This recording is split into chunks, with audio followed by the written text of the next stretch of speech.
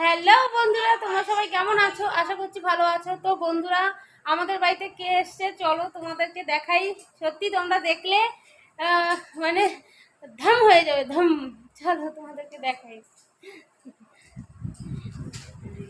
এই দেখো কারা এসছে, এটা কিছু বলো। তো আমরা দিদি বাড়িতে চলে এসেছি, আর দিদি বাড়িতে এসে আমাদের খুব ভালো লাগছে। আর তোমরা যদি আসতে চাও অবশ্যই চলে এসো দিদি বাড়িতে। আর টোটোতে কিন্তু অনেক দাম নেয়, ঠিক আছে? আমরা কিন্তু অনেক জিজ্ঞেস করে